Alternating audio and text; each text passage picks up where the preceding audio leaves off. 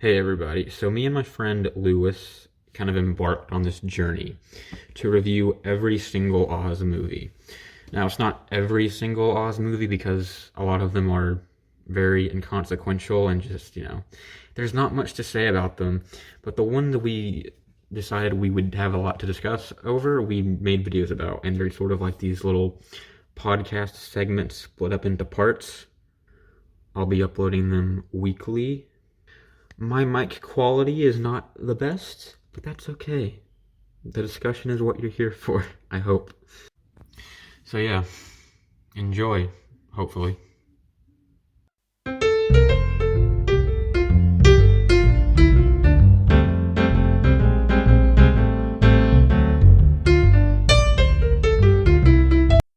Yeah, so I feel like it was just one of those films that I associate really strongly with my childhood. I can't really remember a first time watching it, but I remember being in love with like Glinda from a young age and just like her big sparkly dress.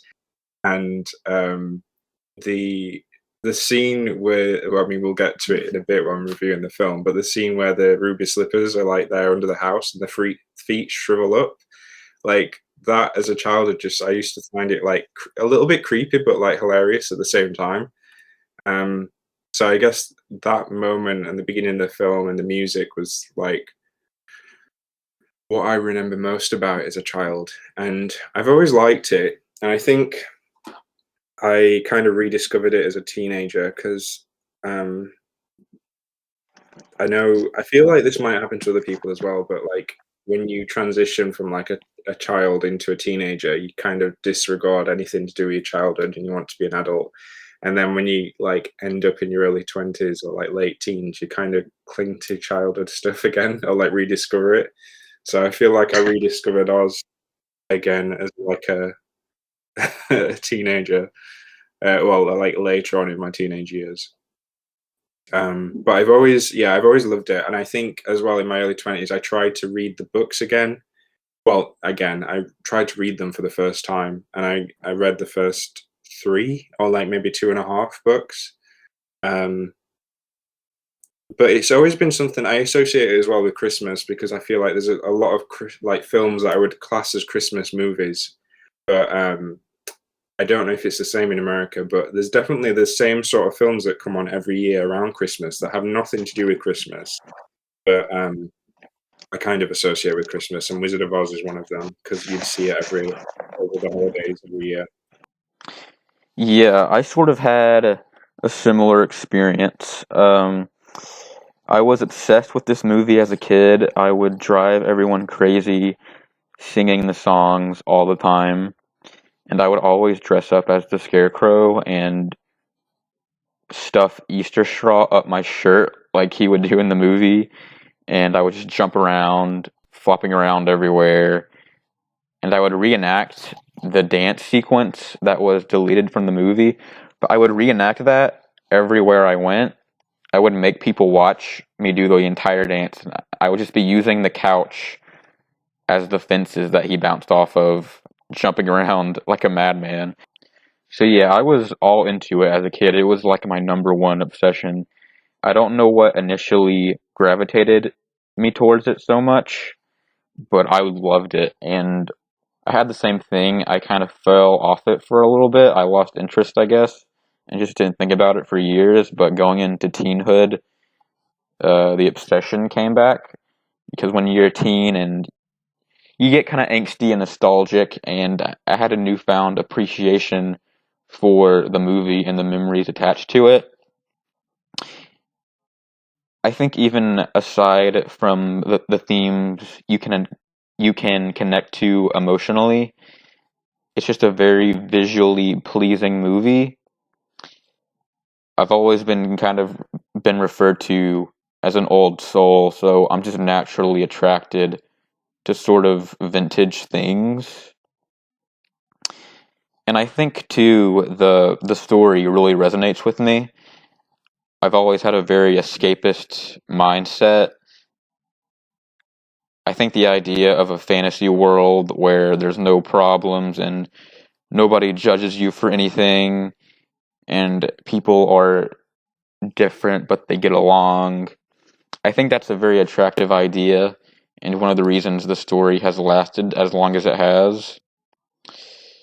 So yeah, I think it's been a comfort thing for me as I've gotten older. It just feels very warm, and yeah, I mean, who doesn't like pretty imagery like that? I think it's just the whole package as a movie.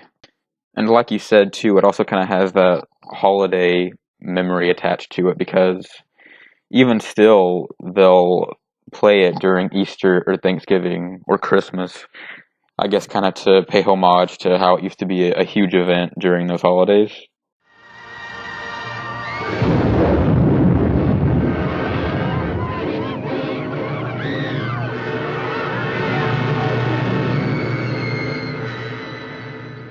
So this movie was developmental hell personified. Nowadays, there's so much that you can do in post, and there's definitely a healthier kind of environment on movie sets because they have the resources to provide that healthy environment. But back then, it was very just kind of. It's like the ghetto. You have to just kind of deal with it. You have to have a lot of grit, and you just have to deal with any pain or any potential injury. I think back to using a more recent movie, Jim Carrey's Grinch from 2000.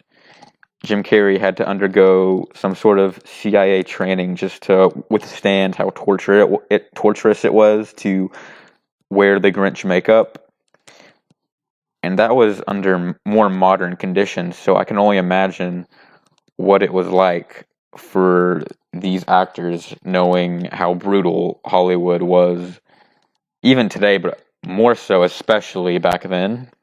Yeah, it's crazy. Like looking back, I was saying today, like it looked like back then they just didn't really have a sense of health and safety, and it was just like everything was given to the film. And like I did see about, is it Margaret Hamilton who played the witch? Um, she got really burnt during one of the scenes because of like the fire, like using real fire. But of course, they had to use real fire back then because they couldn't use like CGI. But it's just there was like such like expectations on it has to look this way, so just like get over it and deal with it. And I was looking at the makeup actually of the Tin Man, thinking like, I wonder if that like damaged his skin or something, because they wouldn't have been too health conscious back then. Yeah, Ray Bolger, the Scarecrow, he had lines on his face for I believe it was a year after the movie was finished because of all the makeup he had to go through. And, Buddy Epson, who was going to play Tin Man, he had an allergic reaction to the makeup and he almost died. And they didn't even tell his replacement, Jack Haley, that Buddy Epson almost died because of that makeup. And when he found out, he was furious. So there was definitely a different sense of morality on these sets back then. Oh, it's insane. Different time. A small price to pay for salvation. There's so many measures and precautions and safety hazards they go through now making movies. And back then they were just putting deadly chemicals in the poppy fields, not knowing what it even was. It's almost amusing just how barbaric it was. Especially considering how sweet the movie is presented and how it's this big family wholesome adventure, and yet making it was actual hell. And you can make a whole other movie based on how strenuous the making of this movie was. I read a book that detailed how Jack Haley absolutely hated making this movie, and he would always, years after, just go on about how much he hated it. And he seemed to be frustrated with Ray Bolger because Ray Bolger just absolutely loved doing it, and Jack Haley couldn't understand how he talked about it so fondly. Yes, get up and teach him a lesson. Well, what's wrong with you teaching them? And didn't like this was like, well, I know Judy Garland had a bit of a tragic life anyway, but I feel like this was quite a traumatic child time for her as well as a girl. I don't know how old she was in the film, but she wasn't a child, but kind of a young actress. She was 16 or 17 when they made this movie. They had already given her different pills and thrown insults at her and all kinds of stuff, but I think in this movie there was definitely probably that added sense of pressure because of how big the movie was supposed to be, and just the fact they wanted her to look younger than she was. They had this thing, I don't know exactly what it was, but it was supposed to bind her breasts to make her look less developed. And I never understood why they went through the trouble to do that, because even as a kid, I still thought she visibly was not a child. You could tell she was an older teenager. If anything, she could pass for her early 20s before she would pass as a child. And you could say there's sort of a layer of insult to injury, because while there is sort of talk that they wanted Shirley Temple, it's only half true. What happened is the movie was written with Judy in mind, but higher ups at MGM wanted Shirley Temple instead because she was a bigger box office draw. And even though Judy went out in the end, I can imagine how frustrating and insulting that would be. The studio that tried so hard to not have you in the movie is doing all this damage and forcing you and pressuring you to do all this stuff. Just kind of adds to the just messed up nature of it all. Like having Shirley Temple because she was a child, but even like reimagining it with Shirley Temple, I feel like it wouldn't be a good fit. But maybe it's just because I've seen that film so many times. It's so iconic as it is. Like I can't imagine any other actors playing the parts other than what was cast. I've always argued that Dorothy, her character works better as a teenager just for the emotional reasons, but physically, just seeing a small child like Shirley Temple skipping down the road with 3 adult men would just look very strange, even outside of the fact that it could seem potentially creepy. Just it wouldn't look good aesthetically because she's so much smaller than them. They couldn't really link arms and skip properly. And I don't know, Shirley Temple, I just don't think she would offer the same uniqueness that Judy Garland did. Judy Garland had this unique emotion, both in how she would literally show emotion and cry and act excited, and in how she would just look with her eyes. Her eyes were very big and expressive. I think Shirley Temple would have felt more like a generic, any child actor could have done it, and it would just kind of be one of those obscure, kind of typical fantasy things. I think Judy Garland being in that movie adds a whole lot of uniqueness and flair to it. But I think in terms of all the negativity that went behind the scenes, I see some people address it and talk about it, and they'll be like, oh, I'll never watch this movie the same again, or I'll just never watch it ever again. I've never understood that, because if you applied that to everything else, you would never watch any source of media ever again, because there's so many people involved with every single thing that gets made. No project, be it musical or a movie or video game, is going to be 100% morally pure and ethical. And there are levels to that. There's things that I think it makes sense not to support it anymore. But I don't think you can just throw away every single thing that had something bad going on behind the scenes, because at that point you would never enjoy any art again. You would just stare at a wall blankly, just assuming whoever built that wall passed your morality test. So I think we can enjoy art even if there were bad people involved and bad things happened. I think there's a lot of nuance into how you can appreciate art even if there was something bad behind the process of it.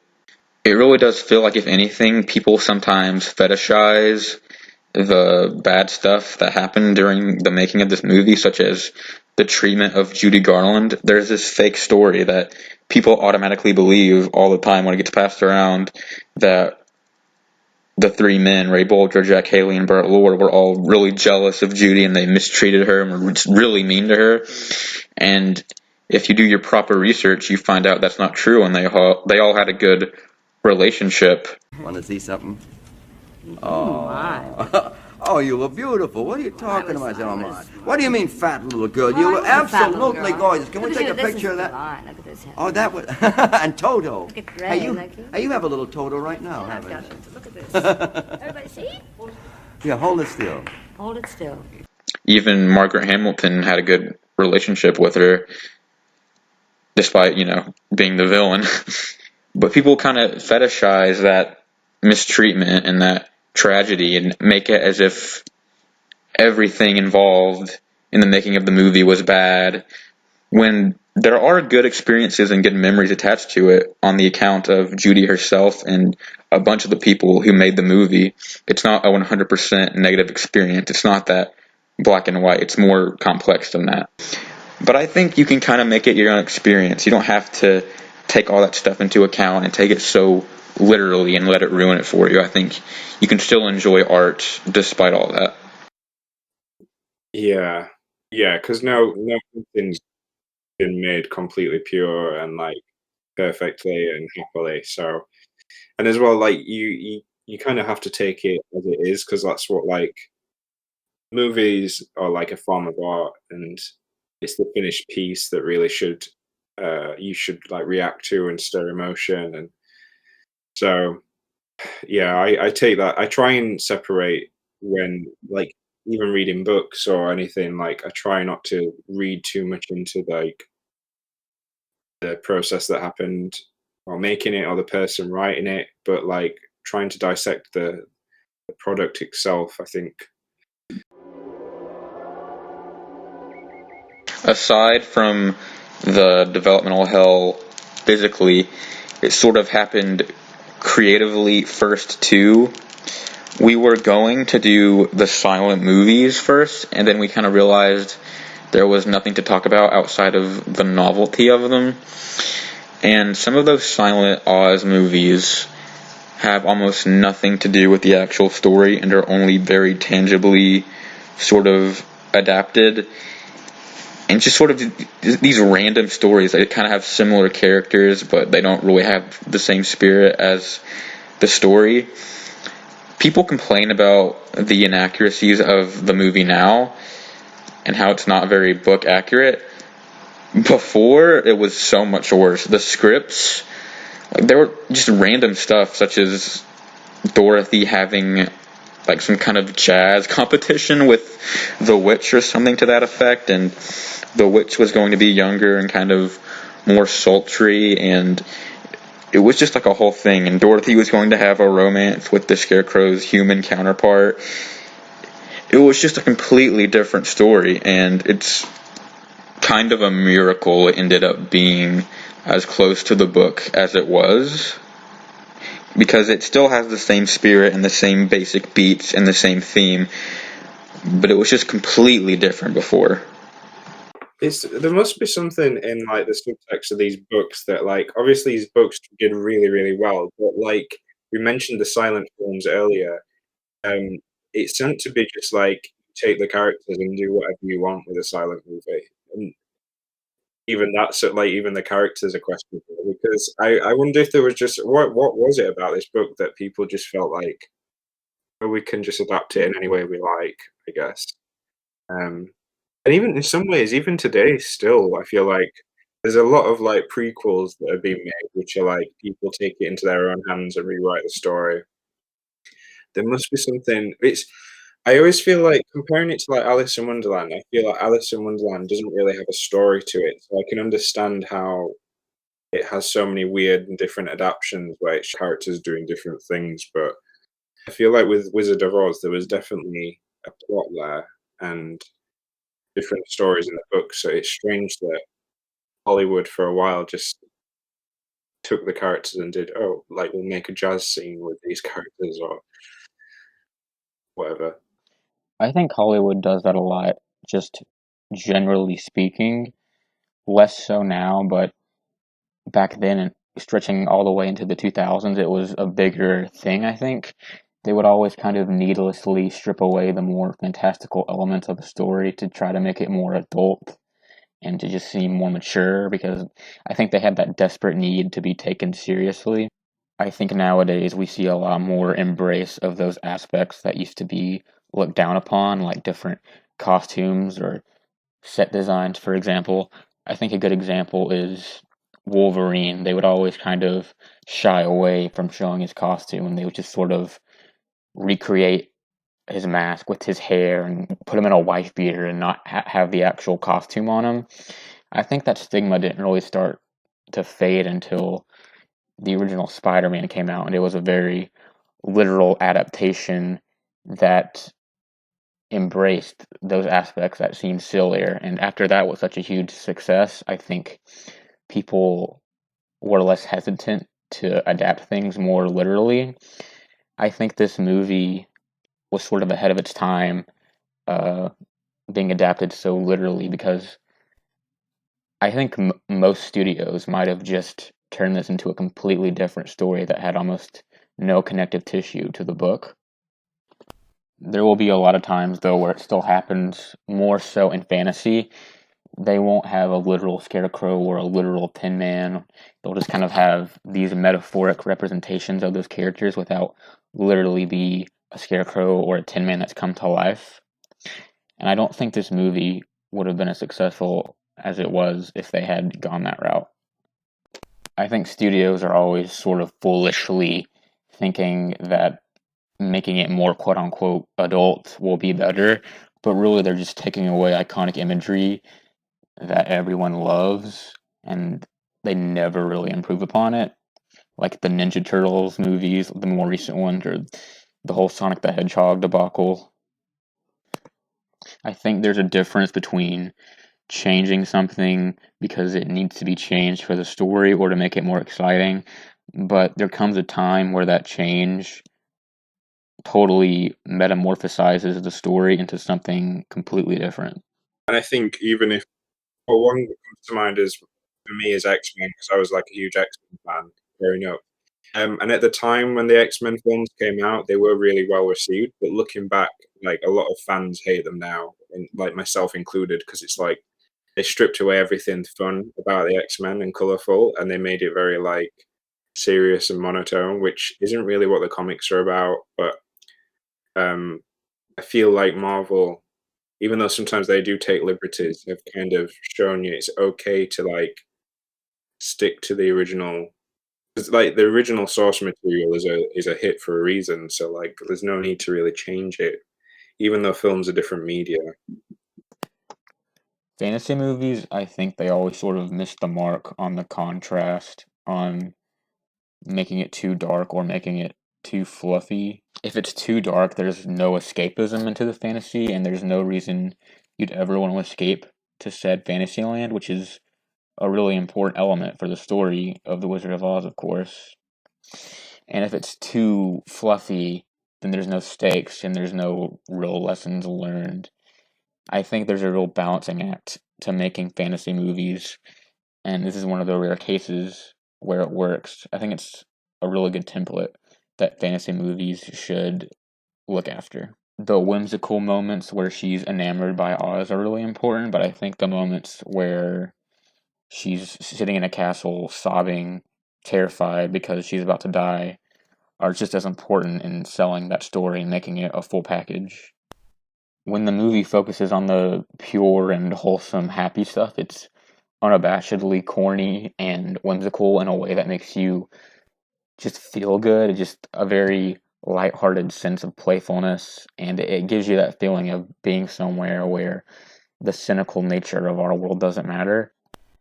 I think that's something people are afraid to touch on now because, again, the world is cynical, and I think people are very conscious of not seeming corny or stupid, but the fact people didn't care as much about that kind of stuff back then, about that kind of presentation, really lends itself to the movie.